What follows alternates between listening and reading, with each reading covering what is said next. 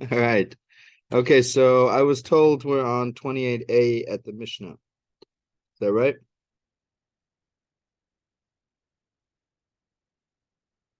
Okay. Sorry, it took me a while to unmute. Yeah, 28A right at the bottom of the page there. Yeah, at the bottom of the page. Okay.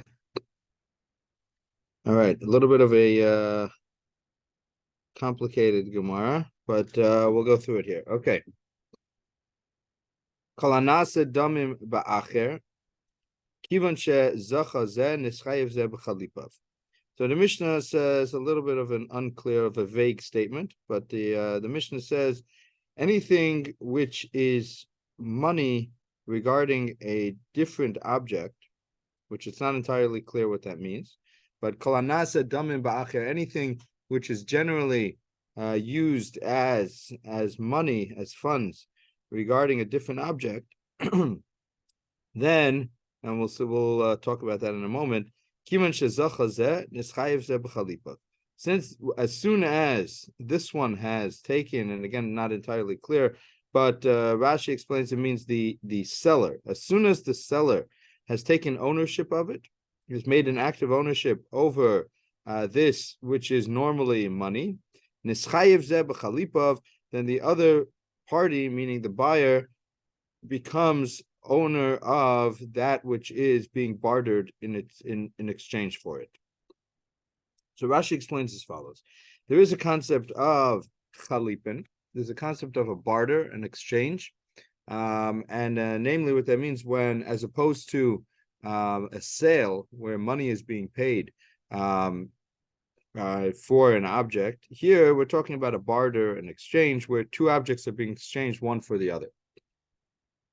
Now, in such a case, the chalipin takes effect as soon as the seller takes possession of the object being bartered for that which he is selling. Then the kinyan takes place immediately. Okay, and that which is being exchanged immediately will belong to the buyer. Okay, and we'll see in a moment what that means. But that which is being exchanged will immediately be taken ownership of by the buyer. Now, the Mishnah is teaching us that at least according to the Gemara's first interpretation of the Mishnah is teaching us that even though the halacha is that regarding money which is being paid for an object does not immediately establish ownership, right? Meaning, according to the Torah, or at least in this explanation of the Gemara, according to Torah law, when a person pays money for something, so let's say we make a deal that I'm going to buy your cow, and the cow is not present, but I pay you money for the cow. So I pay you, let's say, $100 for the cow not being present. So I do not yet have ownership of the cow. Okay? So the buyer does not yet take ownership of the cow simply by virtue of the fact that I have paid for it. Okay? And of course, that can make several nafkaminas, several halachic distinctions. That namely, let's say the cow were to die, so then the loss would be incurred by the seller because the buyer has not yet taken ownership of that cow. Okay.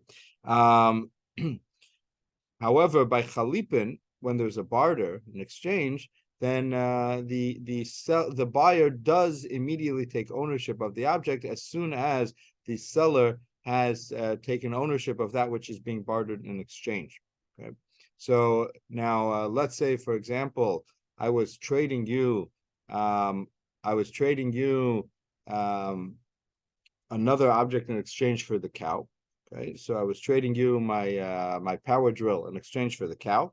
As soon as you were to take ownership of that power drill, then immediately the cow will belong to me, even though the cow is not present, and I have not yet made a kinyan on that cow. However, chalipin takes effect immediately, and if that cow were to subsequently die even before I have made a kinyan on it, then the cow belongs to me, the buyer, and the loss would be incurred by me.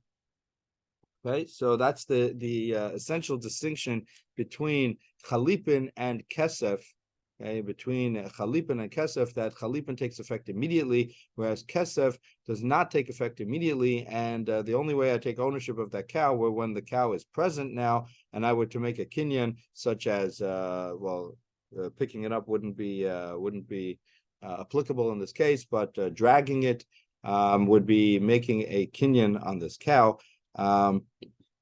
And without that, the cow would not belong to me. Okay, so the Mishnah, at least according to the Gemara's first interpretation, the Mishnah is teaching me as follows: that it's possible for me to take money, which is normally used for the kinyan kesef, it's normally used for a sale, and to say that this money should here be being used as a barter. Okay, so this money should now be being used as a barter, as an exchange, rather than as a sale. Okay, so Rashi explains that something which is normally used as money. So I'm taking a coin, which is normally used as a monetary sale, okay, as payment for a sale. And here I'm saying to you that I don't want this coin to be a sale. Rather, I want this coin to be an exchange. I'm exchanging this coin on behalf of the cow, which is not present. So even though normally it's used as a sale, in this case, it would take effect as an exchange, and the cow would immediately transfer ownership to the buyer. Okay, that's the first case of the Mishnah. So and the Mishnah explains now Ketzad. What's an illustration of this? Hechlif shor bepara or chamor b'shor kivan shezacha zeh nischayiv zeh b'chalipa. So if I were exchanging a bull for a cow or a donkey for a bull, kivan shezacha zeh, as soon as the seller takes ownership of the either the bull that's being exchanged for the cow or the donkey being exchanged for the bull, then immediately that which is being exchanged will now belong to the buyer. And again, if there were to be a loss, the loss would be incurred by the buyer, not by the seller. Okay. So now the Gemara is going to get into what we just explained. What was the Mishnah coming to teach me? When the Mishnah said, Kol hanasa damim ba'acher, anything which is normally used as money for a sale, what is that referring to? So the Gemara says, Chalipin ma'nihu. What is it that the Mishnah was referring to? Says the Gemara, matbeya. It's referring to a coin. And again, the reason why it's referring to a coin is because a coin is something which is normally used as a monetary sale, and here it's being used as chalipin, as an exchange, as a barter, as opposed to being used as payment. Okay, shmamina. So we see from this Mishnah, matbeya naaseh chalipin. So you see from here that a coin can be used as a barter, as an exchange, rather than as payment in a sale. Okay? So again, you see that a coin, even though it's normally used as payment, can also be used as an exchange. Now, the Gemara doesn't like this, because the Gemara in Bava Metzia, in Perek Hazav, in Bava Metzia 46a, the Gemara says that we hold that in matbeya naseh chalipin, money is used exclusively as payment. In a sale, it does not work. It is not effective as a barter, as an exchange, because people do not normally barter money. Usually, when we call using money as an exchange, we call that a sale.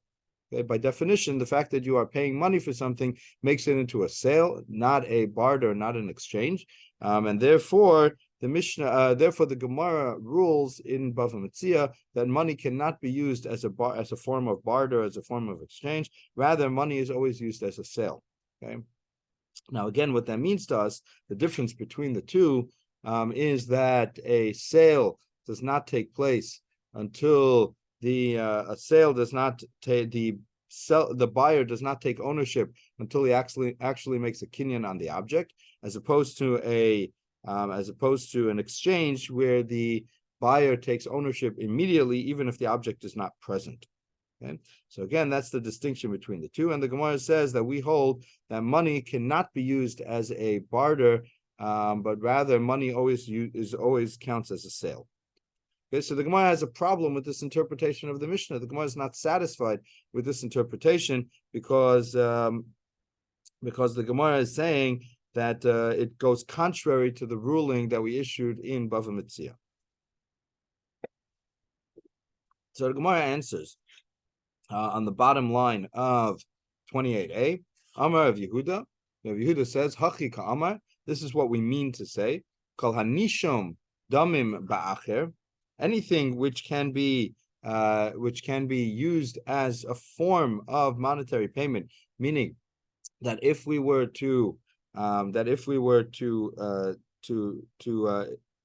quantify this as money, okay, meaning we were to now decide how much this object would be worth, and then we would say that the value of this object should be used as a form of payment, okay? Meaning, Rashi explains, Kol davar she'en bo l'sito damim ba'acher tzarich l'shomo b'damim, dahainu kol ha'metaltel and barmim matbeya, meaning if it's any object that were I to be using this as a form of payment, okay, it would be what we call shaveh kesef. It would be something which is worth money as opposed to money itself, meaning it's not cash, but rather it's something which has a value of money. Okay, so like in our example, we said that I am trading you my drill for your cow. So not as trading. I'm using it as a form of payment, right? So here the drill itself would not count as cash. Rather, we would have to establish what its value is, and then use that value as a form of payment. So again, it's what we call nishom damim ba'acher. We would have to figure out what its value would be, and then we use that value as a cash payment, even though it's not cash. So any object such as this, which again refers to any sort of object, okay, anything to the exclusion of cash can be used as chalipin. So nishom damim ba'acher, anything which will be used for its value. Okay. Now turning on to 28b. As soon as the owner were to take ownership of it, when it's being used as a barter, as an exchange, then immediately the buyer will then take ownership of the object, even if the object is not present for him to make a kinyan on that object. Okay. Dekonami, the Gemara says that this interpretation makes sense in the wording of the Mishnah, meaning this interpretation that we're saying now, that it is not referring to cash, but rather it's referring to objects. That actually makes sense. The katani, because we learned in the Mishnah, ketzat. The Mishnah gave us an illustration, and in the illustration, as we're going to show in a moment, in the illustration, it was not referring to cash, but rather it was referring to objects. Okay. Because in the illustration it said, Ketzat, hechlif shor b'para, or chamor b'shor. Said that the case was I bartered an exchange of a shor b'para, a bull for a cow, or a donkey for a bull, which are clearly objects in this regard, meaning they are not cash. So therefore, the illustration of the Mishnah clearly indicates that what the Mishnah is coming to teach us is not referring to cash, but rather referring to objects. Shma mina, that this is clearly a proof that the halacha is that cash cannot be used as a barter, as a form of exchange. Cash can only be used exclusively as payment, as kinyan kesef. But objects can be used either as their value as a form of payment, or as a barter, as an exchange. The difference between the two, again, being that when something is used as a barter, the sale takes effect immediately, whereas when something is being used as payment in a monetary transaction, the sale does not take effect until the buyer were to make an actual kinyan on the object. Okay, the Gemara says, okay.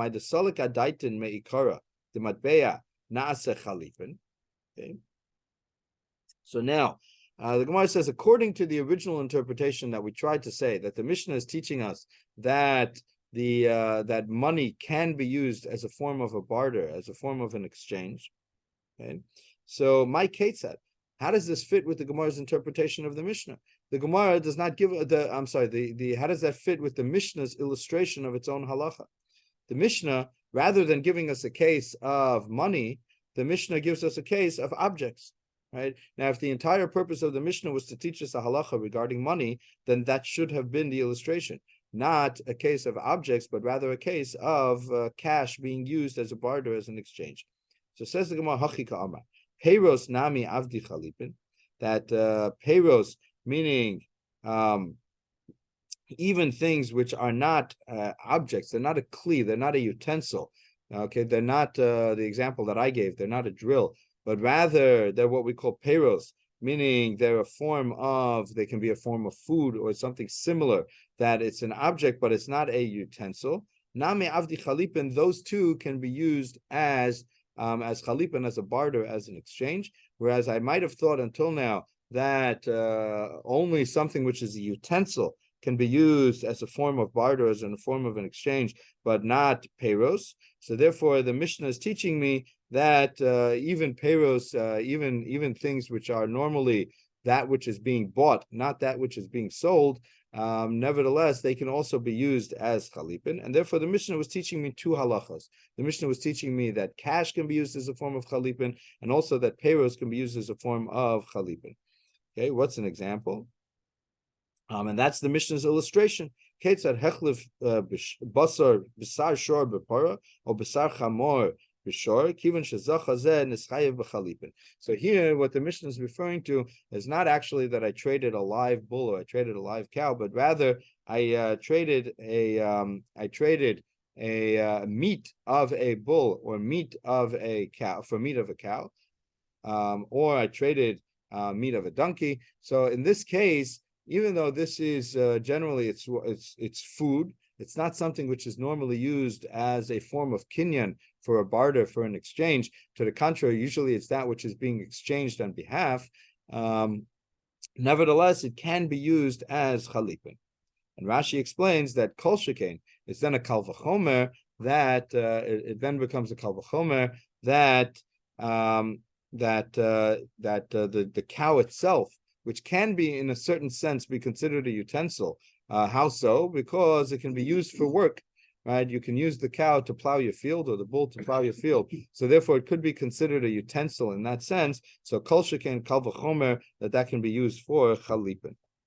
So the Gemara says, Hanicha l'Rav Sheshes, that works according to the opinion of Rav Sheshes, the Amar Peiros Avdi Chalipin, who in fact holds that peiros, that which is not a utensil, but rather that is something which is food or something similar, can be used as chalipin. Okay. However, according to Rav Nachman, we're on 28b, about 8 lines down. Thank you. First words on the line being Elul Rav Nachman.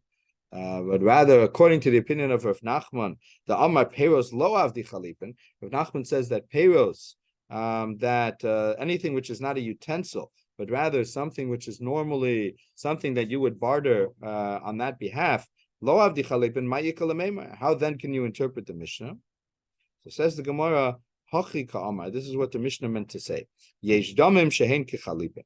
There are times where money, which is normally used again as a form of payment in a monetary transaction, rather than as a form of a barter, of an exchange. Nevertheless, there is a time where that money can be used as chalipin. Ketzad. What's an example of that? Hechlif demei shor b'para or demei chamor b'shor. Okay, so if he exchanges the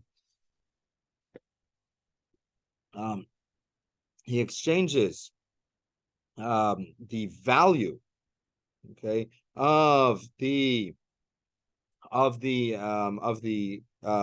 bull for a cow, or the value of the donkey for the cow, and what that means is as follows: he sold the bull to let's say Reuven is selling the bull to Shimon, okay, and Shimon makes a kinyan on the bull.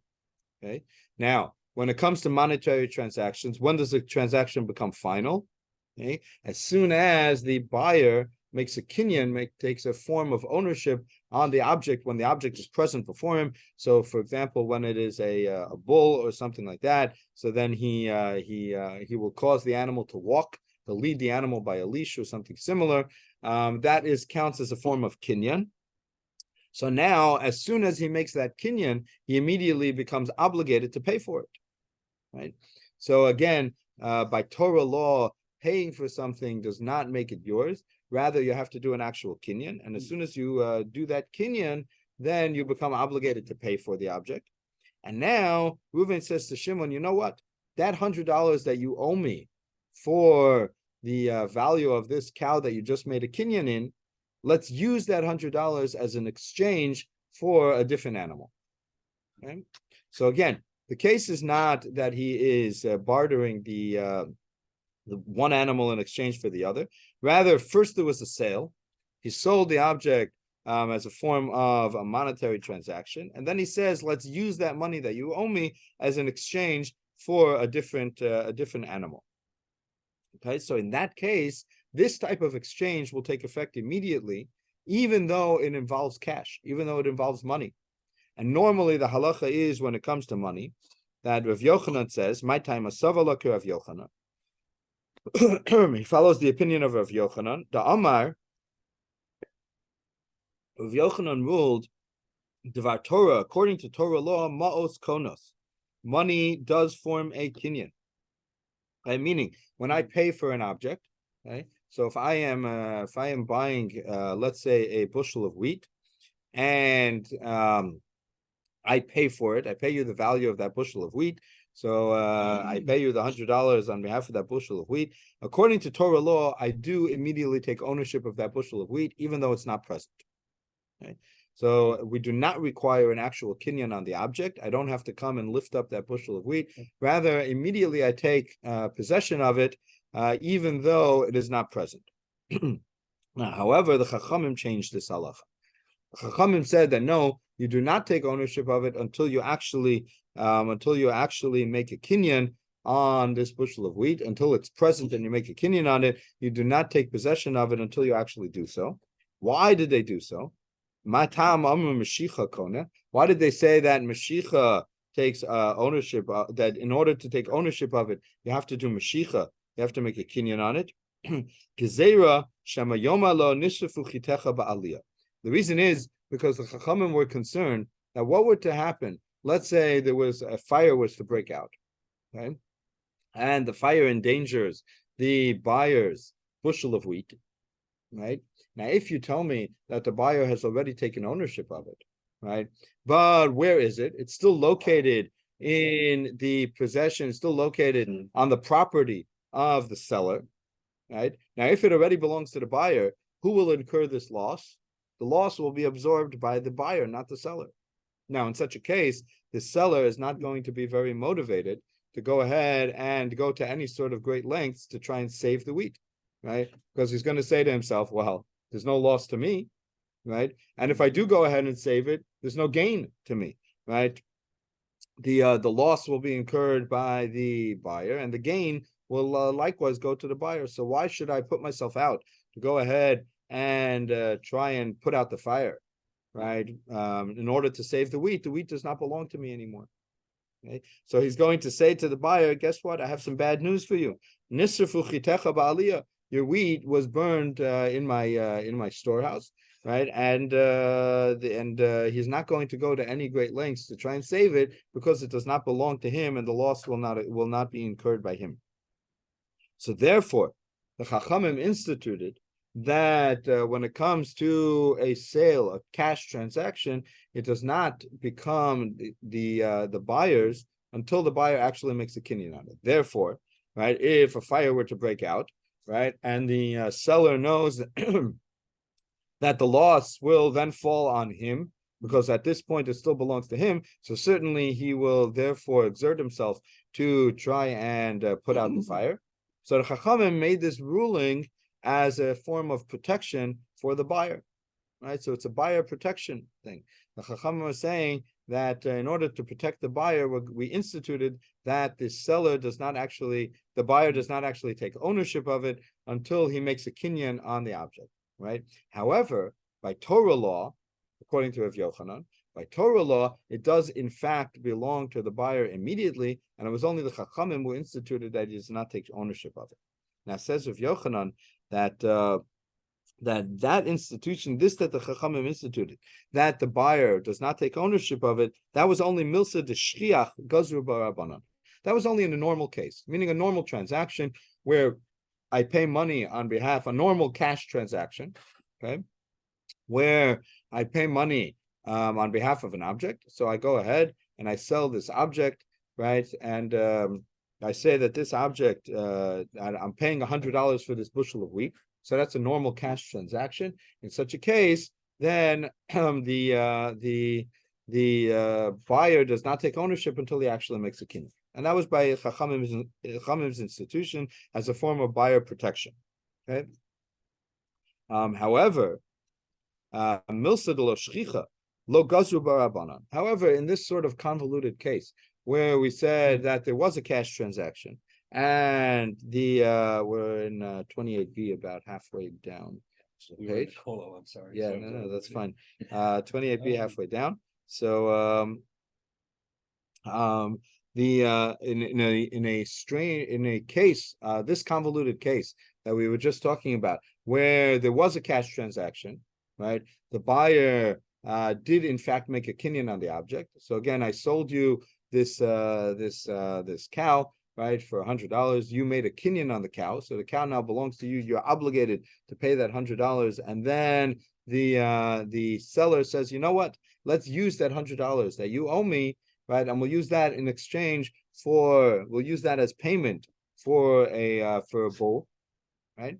So in such a case, which is very convoluted, right, we're not saying that there's a normal cash transaction here. Rather, we're using the money that was already owed as a form of kinyan. So here, the Chachamim did not institute that the buyer does not take ownership of it until he makes a kinyan. Rather, we're going to fall back on the normal ruling, the original Torah law, which was that the buyer takes effect immediately.